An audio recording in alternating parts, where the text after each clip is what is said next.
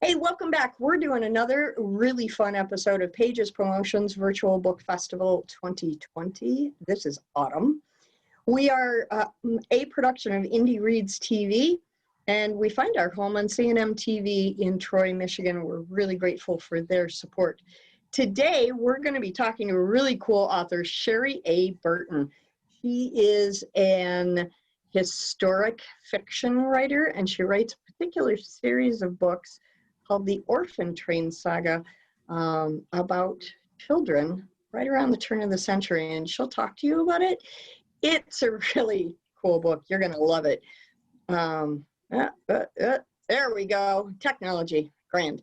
Hi, Sherry. Thanks for coming. I'm so glad you're here with us. I was fortunate enough to meet you last year when we did an episode of Indie Reads TV in the studio. I read your book. It's fabulous. I'm so excited we're going to be sharing it with an extended audience. If you would, could you please tell us a little bit about your background and how you got started in writing? Honestly, I didn't pick writing. Writing chose me. I had a friend who was going through some things, and I hated to see her sad. And for some reason that I still don't know to this day, because I was not a writer, I told her I was going to write her a happy ending. So I sat down, I started writing, and the voices showed up, scared the heck out of me. They took over, and it ended up being my first novel, Tears of Betrayal. Wow. And how many novels have you written now total, aside from the Orphan Train Saga? I think I'm at 11 now, plus I've got the children's books. I think I've got 14, 15 total. And when did you start writing? How long ago? I started writing that particular story was like in 2000. And again, I had no clue what I was doing. I probably still don't. But anyway, so I put it aside. I didn't know it was going to be a book. So I was first published traditionally in 2011. And then eventually I went indie. I figured he was making all the money and I was, doing all the work. So I went indie. Awesome. Good for you. Can you give us a little bit of the background synopsis for the Orphan Train Saga? And then you can take over the mic and start your reading. Okay. The Orphan Trains, for people who don't know, in the mid-1850s, there was over 30,000 children that lived on the streets of New York. And we're talking children as young as 4 and 5 years of age that had to lie, cheat, steal, just do whatever it took to survive.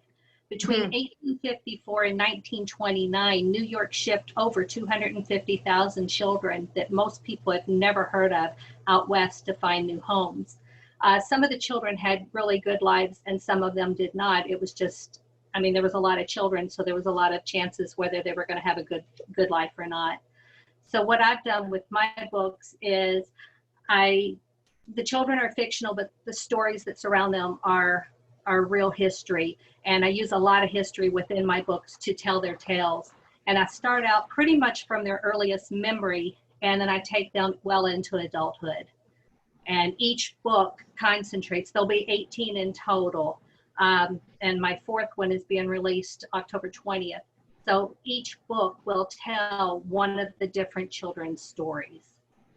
That's awesome. And it's through journals. Cindy and her mom find these journals. And at first, it's her grandmother's journal. She's going through her grandmother's storage shed, and she doesn't have a big buy-in because she wasn't close to her grandmother. They were very distant, her grandmother was.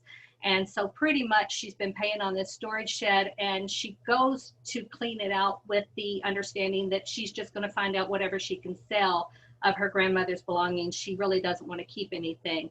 And over the course of going through things, then she starts seeing little memories and stuff. And then she ends up finding the keys. And long story short, she finds the journals, and then starts reading them and discovers just so many things and why her grandmother was the way she was. And she found out that she was a rider on the orphan trains. It's a fascinating story. And what I love best about this series is that you're introducing us character by character through their own eyes, which I just love. because each individual sees the same situation just a little bit differently. So we get this panoramic view of this time in history. And I'm so thrilled with this idea. I think it's a great one. Thank you. Thank you. Why don't you go ahead and read us a passage from the first book, Discovery? Okay.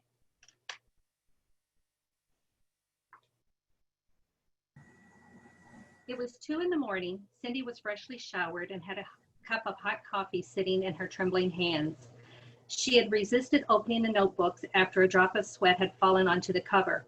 Instead, she had replaced the tissue paper and carried the entire box down the attic stairs and into the living room. She set her coffee aside, unwrapped the notebook, and was greeted with another handwritten note. Whoever is reading this is about to discover secrets that I've taken with me to the grave.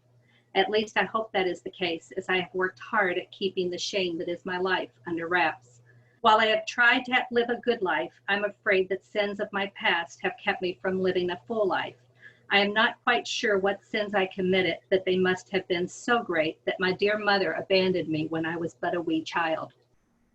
The year was 1921, and it was January, and I had nearly reached my 8th year when my mother took me to the orphanage. I still remember her face clearly and can see the dark curls that fell loose around her shoulders. I think she was tall, but maybe that was a child's perspective. She was thin, that I do recall. Then again, so was everyone who lived in our tenement. Maybe that was because we were always hungry. It was raining the last time I saw my mother. I was cold and wet, and my mother told me to go inside where I would be warm. I asked her if she was coming inside, and she said no, she didn't want to spoil the floors with her wet shoes. I didn't have to worry about that. I wasn't wearing any shoes. Mother was dripping wet, and the rain had stripped her of her curls, and her deep black hair lay plastered against the side of her head like a hat. I asked her why she was crying, and she told me that it was just the rain on her face, but I could hear her sobs and knew she was lying. Before I could respond, Mother opened the door and pushed me inside, and the door closed behind me. The doors nearly reached the ceiling, a deep, rich brown. They were the largest door I had ever seen. An elephant could have walked through without issue. I have never forgotten the sound that it made when the door slammed shut, a solid thud that vibrated like rolling thunder. The sound has woke me from my dreams more often than I can count. Maybe that is because my mother never bothered to kiss me goodbye. I was still staring at the door when an older girl wearing a blue gingham dress and a crisp white apron came and asked me what I was doing. I told her my mother brought me.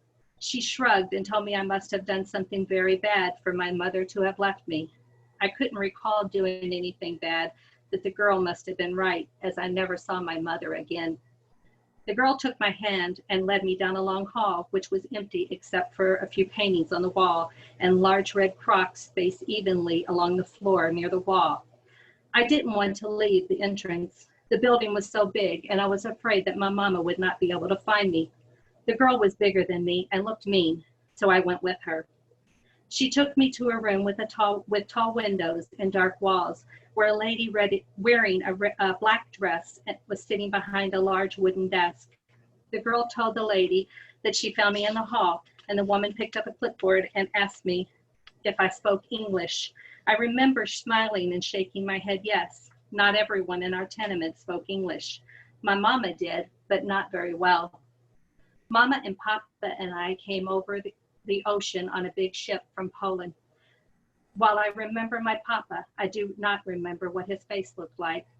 He died before the ship reached America. They said he was sick. 2 men carried him outside in the rain and threw him over the side. Oh, how I loathed the rain.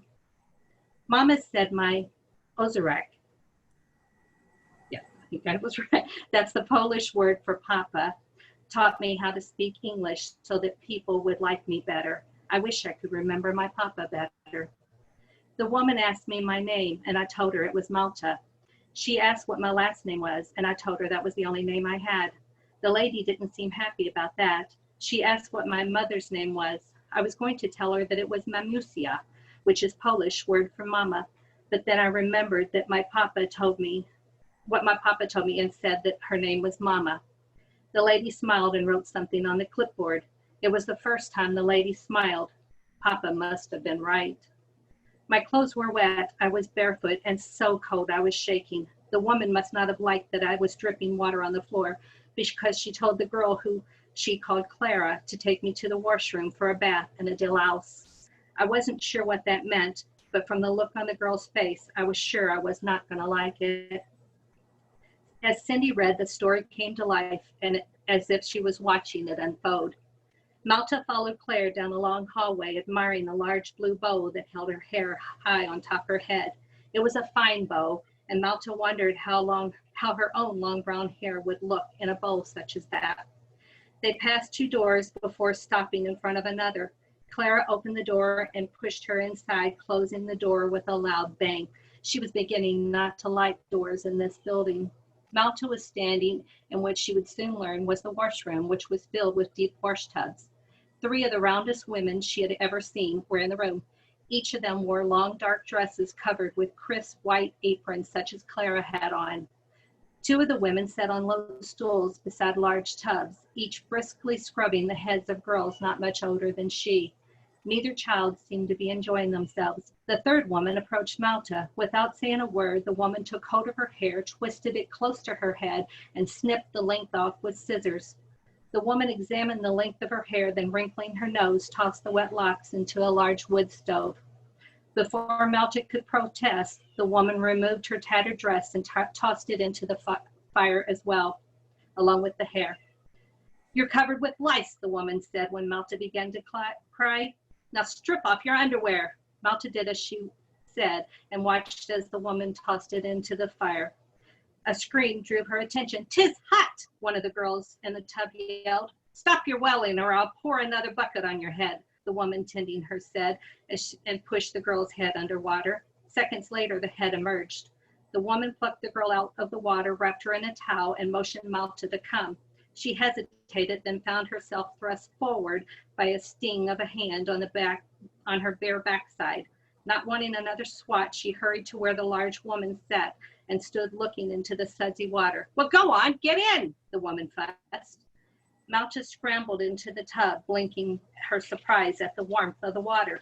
She was still cold from the rain and it felt so inviting. She smiled. It was the 2nd time she had done so since entering the building. "What, you've never had a bath before?" the woman snorted. Malta shook her head. She and her mother lived in a 3-room apartment on the 4th floor of a bug-infested tenement building. They shared the space with 2 other families, making for a total of 9 people living in the tiny apartment. Water spigots on the 4th floor didn't work, so once a week, her mom carried a bucket of water up the stairs and using a sponge cleaned them both as best she could. Every other week, an extra bucket was brought up for washing her hair. The water was only heated enough to remove the chill. Running the stove cost money they did not have. Sometimes the water wasn't even heated. If it was cold outside, her mother would allow it to come to room temperature before using it to wash. Up until a few minutes ago, she never knew such luxuries as a hot tub filled with water existed, nor did it matter that the water had already been used multiple times. It was the first time since leaving the house earlier this morning that she had been warm. The feeling of contentment didn't last. The woman who sat next to the tub pulled a scrub brush from her apron, slid a bar of strong-smelling soap across the brush, before in turn sliding the brush across Malta's delicate skin. She tried to escape, but the woman's grip held firm. She did not let up until she had assaulted every inch of Malta's body from scalp to toe with the coarse bristles. When she finished scrubbing, the woman poured a foul-smelling liquid into her palm, which she used to lather what was left of Malta's hair. Using the tips of her full fingers, the woman pulled the foam through the strands of her hair from root to end. "Rinse," she ordered, and then pushed Malta's head under water. Gasping for air, Malta rubbed the stinging suds from her eyes. Her vision cleared just in time to watch the woman lift the bucket and douse her with the contents. The girl that had preceded her in the tub was not lying. The water was hot. "Out," the woman commanded, tossing the bucket aside. Malta clambered out of the tub without hesitation and trembled while the woman ran a rough towel over her tender pink skin. When she finally finished, she pointed a chubby finger to the other side of the room. Go see Mistress Eleonora, and she will get you dressed. Now, the woman bellowed when Malta hesitated. Malta hurried to the woman who had taken her dress. Mistress Eleonora sized her up before handing her a pair of brand new underwear and a slip. To Malta's surprise, she then handed her a blue and white gingham print dress that matched the one Clara was wearing, along with a pair of black tights. Except for the print, the dress was plain. However, to 7-year-old Malta, used to wearing rags, it was beautiful. The lady took a ruler and measured Malta's feet before presenting her with a pair of shiny black shoes.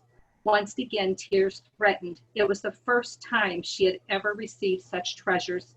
She hurried to get dressed, then crammed her feet into the shoes, which seemed a bit small. She did not tell the lady, as she was afraid she would take them away. They may hurt her feet, but they were brand new. Brand new. Like from a store window on the busy street while people wrinkled their nose as she and her mother passed by. For the third time that day, Malta smiled. Excellent. Thank you very, very much. I love this book. When I read it, I had a really hard time putting it down. So I appreciate you. This is a piece of history I'd never heard of until I found you and your book. So I appreciate you telling these stories. Everybody turn on your microphones, and if you have questions or comments, please feel free. This is the time. Go, Michael.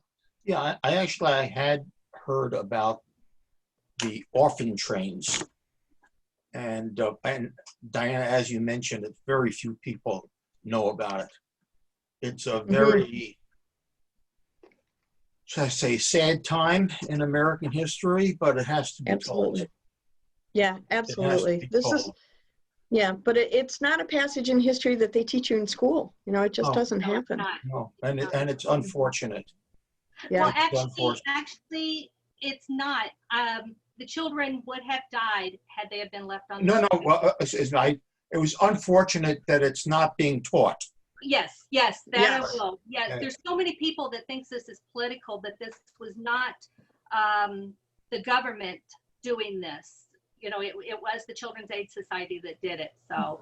Yeah, and I imagine there were probably tens of thousands of children who ended up going to adulthood without ever knowing where they really came from. Absolutely. And the children were usually told, don't tell anybody that you rode the trains. So for the longest time, even the children that rode the trains thought they were the only ones in history to ride the trains. It wasn't until a couple brave souls started telling their story that others found out. It's like, wait a minute, I did that too. So, and I still to this day get emails from people whose grandparents or a neighbor or somebody rode the orphan train. So it's very exciting that when I get those emails.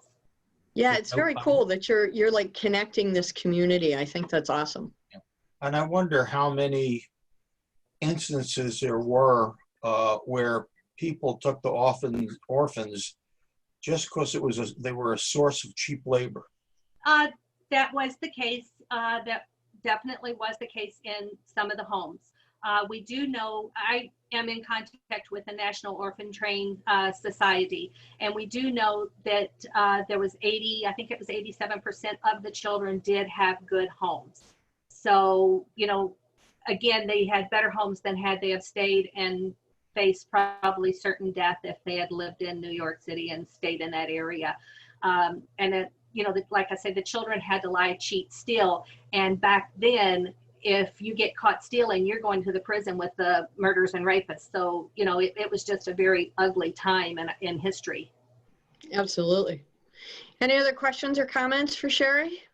Yeah, of course. I love the voice, definitely. I just have a comment. I love the voice of the narrator in this. Oh, thank you. Thank you. So, Andrew.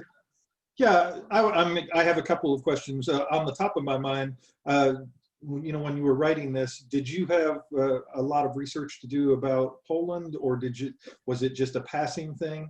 Do you have Polish lineage, or again, was that just part of the foundation? For this particular ones, I let the voices dictate. I know that's a cop-out, but I do let the voices dictate where they're coming from. Some of the first books have to do also with the different, you've got the different ones. You've got the Jews, you've got the Polish, you know, you've got all that society, because it works well with the Purple Gang, ties into the first several books. So that community. For a couple of the names, I did reach out to a Polish friend that I have, and she helped me and for different things and said what the mother and father would be called in Poland. And she helped me with maybe the demographic of where Malta's mother would have came from. So, you know, I did reach out to her, and she did help me with that so that I could get it right. I do a lot of research. I mean, a lot of research for these books. That was the second question that I had. With the amount of detail and of trying to stay very accurate to history, the cycle time, what would be the cycle time on your books? Are they 6 months, a year, 2 years per book to get right? When I first started out, I promised I had not done historical fiction. I had only done romance and suspense and that type of thing. So I did promise them every 6 months. I was able to do the first 3 that way. And then I just said, I can't keep up this pace. If I'm going to give you a book that is accurate and that is filled with as much history as I intend on putting in every book, I have to have more time. I would rather the reader be disappointed in the timeline that it's published than within the content within the book. Because again, there's going to be 18 books in this saga. That's what the voices told me. I introduced them all in the first book. So there will be a total of 18 books. I'm using different aspects in history, prohibition. I'm going to use what I got. I don't want to give everything away, but I mean, there's a lot of history in this book. Frankie's book, his story comes out again on the 20th, and he went to Anzio. So my husband's very big into military research and stuff. So I used his knowledge for that one. And again, if I come up with something, then, you know, he's really good at helping me research it just to make sure that everything is accurate on these books. And my last question, you probably partially answered already. As you progressed writing these books, have you been contacted by more and more people and created a community inside of it that Absolutely is growing as it goes? Absolutely. I had my recent one, I had a lady email me and said that her grandmother came over on the Orphan Trains and that she is now using it as a teaching tour. Her 8-year-old and I think it was 9-year-old children are reading it. They're reading it together as a family so that she can help teach them about her heritage and about the Orphan Trains. Very cool. That's got to be that's got to be tremendously gratifying for you to know that because of your work, new generations of children are learning about this history. It really is. I mean, I am very humbled that, you know, they're enjoying the book so much and that they're using it, like you say, as a learning tool. Yeah, that's very, very cool. Does anybody have any other questions or comments for Sherry? Go ahead, Luba. Your writing is beautiful and very emotive, very visual. And I hope your books come with a box of Kleenex because I'm still sitting here with my eyes welled up with tears. Oh my God. I just thought that was a really tremendous reading. Thank you. Yeah. Thank you very much. It was great. Luba, when you get the book, make sure that you do buy a couple of boxes of Kleenex, because there are some points in there where I had to set it aside and go, okay, let me just breathe for a minute, because this is pretty emotionally taxing right now. There's a beautiful love story that happens in the first book that just I'm not going to give it away, but it caught me because of the authenticity of the emotionality of it. It was just, I mean, when Sherry says she lets the characters speak, it's actually true.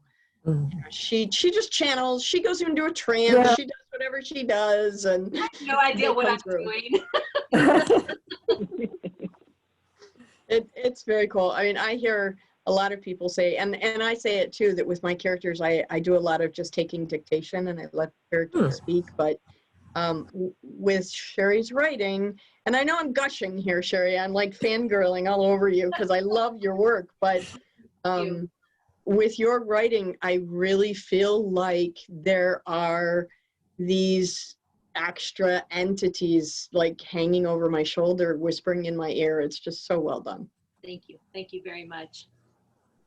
Any other questions or comments for Sherry? No? From one lover of research to another, what is, just name one, your most unusual source for research that might surprise us?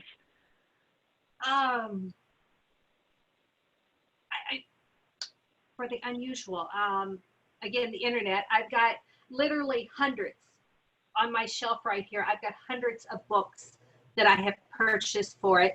But newspapers.com, I've actually been in contact with the head researcher from the Orphan Train complex. And if I have a question or something, then I'll contact her and say, hey, can you give me some authenticity here for this story? So. Yeah, it's very cool. Awesome. I mean, it's the authenticity thing is kind of a, it's really wonderful, but at the same time, it can get a little scary because in this first book, she touches on exploring the Purple Gang. And the authenticity is so spot on that it's a little frightening. I used to work for the Detroit Jewish News. I was a feature writer, and I did a lot of learning about the Purple Gang, and it was spot on. I mean, really spot on. So, yeah, it's really great stuff. Anybody wants to learn about this, this is a book to get. Absolutely. Any other questions or comments for Sherry? Yep, go ahead, Sherry. That if anybody is interested in buying the book, if you email me, I'll do it at cost. I can do it for $5 plus shipping, so it'd be $8 and some change, or I'll offer a free ebook if anybody just message me, and I'll do that for you for today for the people in this room. So we can put all those links and those details on the Facebook page, and we'll make sure that we spread the word far and wide for you. Okay. All right. You'll be getting a message from me. Okay. Me as well. Awesome. Thank you so much, Sherry, for coming tonight. I really appreciate you coming by. It's so much fun. My second conversation with you is as much fun as the first, if not more. And I'm really looking forward to the third conversation, which is going to be later in the month. So I'm super happy about that. If anybody wants to find out what we're doing, come on back to our Facebook page. I'm going to find this. See, technology. It's technology. There we go. So this is Sherry A. Burton, and you can find her all over the internet. Find her on our Facebook page as well. We are the Pages Promotions Virtual Book Festival Autumn 2020, a production of Indie Reads TV. We find our home on CNM TV in Troy, and you can find out more about what we're doing. You can enter some contests, win some free books, get some free gift cards, enter some contests, play some games, have a good time. We're doing this all through the month of October. Thank you, everybody, for coming. Have a wonderful evening. Thank you, Diana. Thank you. You're welcome. Thank Bye-bye. you.